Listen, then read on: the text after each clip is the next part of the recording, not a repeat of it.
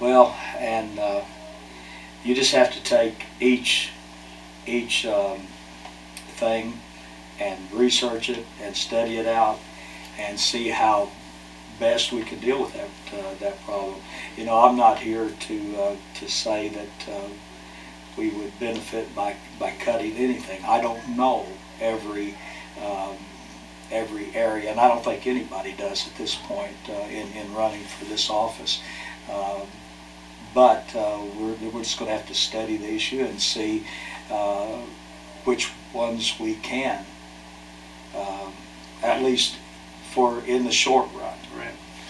Now, with cutting services or making tough decisions like that, have you had any decisions like that you've had to make in your own career? Absolutely. And how Absolutely. Anytime you run a business, and you know, there are a lot of things I wanted to do and would have liked to have done in operating the business. I had to take a lot of things into consideration, and we had to make some tough decisions. We couldn't do everything that we wanted to do.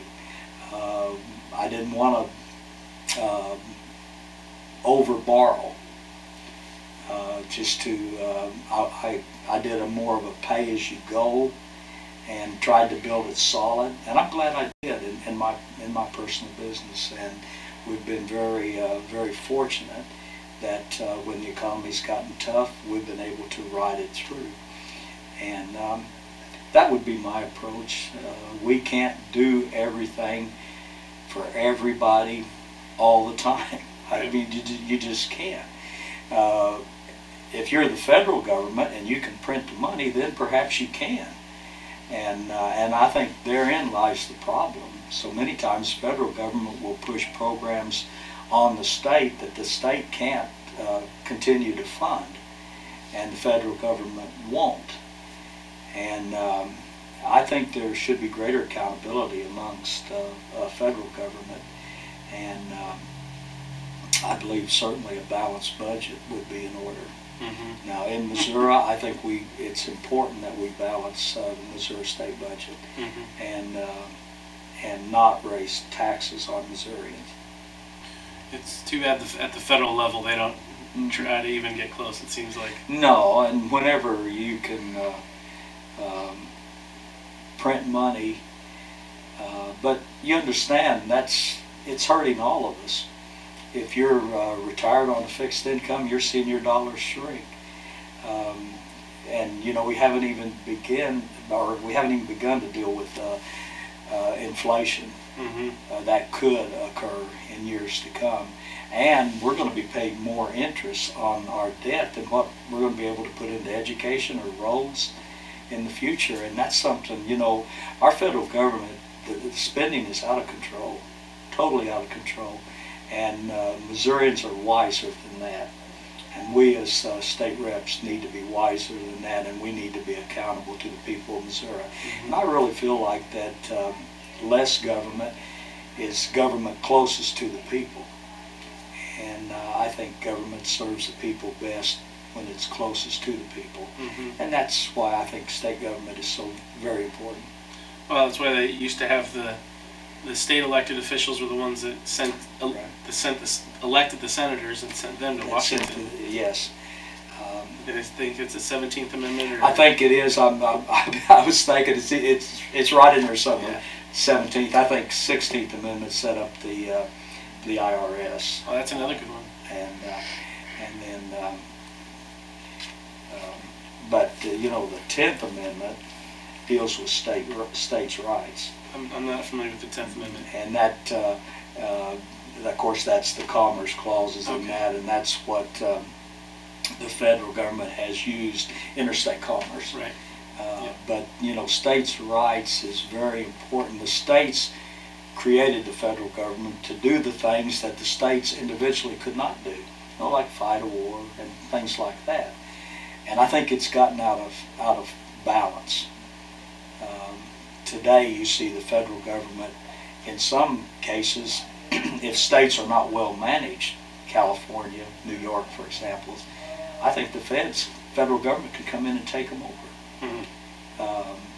They did GM They're doing our health care. That's good. What's to keep them from taking over the states? That's why in Missouri, you know, we need to balance the budget and to be accountable, even if we have to cut in the short term, cut some things.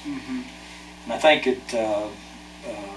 situation may be that we as citizens need to be more responsible, even in our own communities, to try to help that situation. So it's your farm that's enabled you to be in this position to be able to run? Oh, yes, sir. Yes, sir.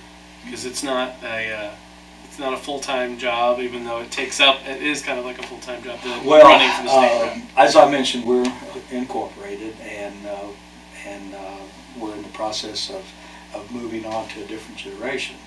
I'm getting out of the farming business, and if I'm elected, I will be a full-time state representative, and I'll be available and accountable to all the people of the district. No, I'm not going to try to run two businesses. That won't work, and I've had a wonderful career and a wonderful life. And I've got a great family too. And I don't know, I'll tell you about my family if you want to hear about it. Well, are they in the area? Oh yeah. We have, my wife and I have been married 37 years. We have 3 adult children. Our son will be taking over the farming operation. Our middle daughter is married with 3 children. Our oldest son is married with 3 children as well. We have 8 grandchildren, so we're very proud of. Well, you need one more, then it sounds like you'll have 3. Well, our youngest daughter just has 2 boys, but our middle daughter is a teacher. She teaches in the Neosho School District. My wife teaches in the Joplin School District. She teaches high school, Joplin High School. And so we know education issues. We know a lot about the business issues. We know a lot about farming, about the creation of jobs and income. But we have a wonderful family. The 3 children, all married, and we have 8 grandchildren.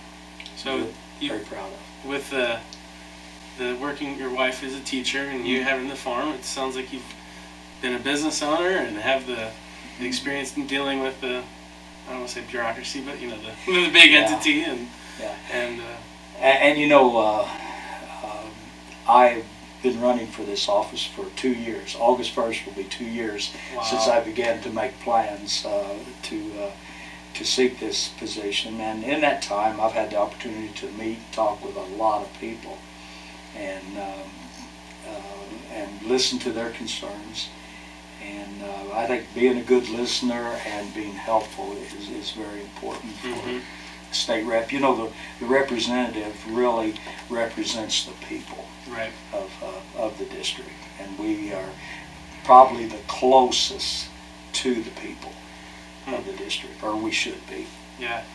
All right. Well, we really appreciate your time, and just thanks for coming in and talking about why it matters. Thank you.